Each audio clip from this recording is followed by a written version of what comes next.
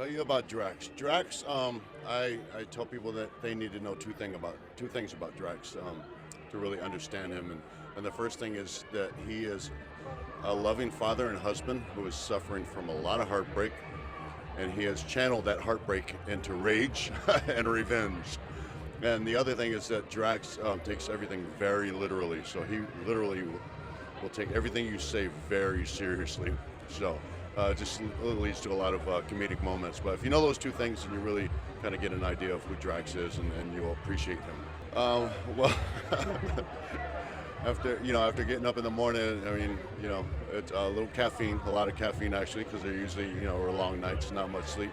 But yeah, it was one of those things that became my routine to roll into the makeup trailer and sit there or stand there for next 4 or 5 hours with my makeup team, putting my Drax on and getting me together and turning me into Drax.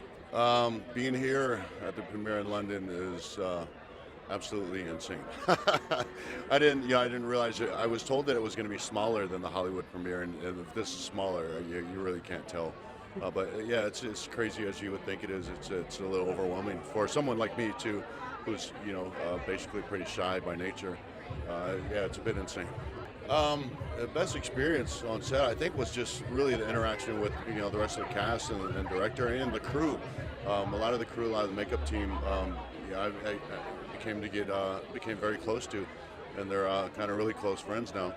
But I think that's it. Just the interaction, with the cast. Especially, I spent so much time with Chris Pratt and Zoe and Sean Gunn and James Gunn.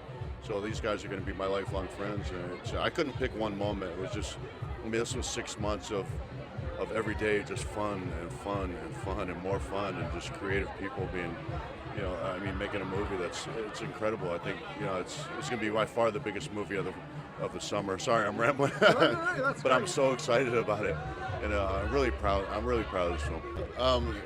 Well, the way this all came about initially was I had just taken on an agent, or I just got an agent to represent me, and which was hard to do. I pounded the pavement for about 3 years after I left WWE.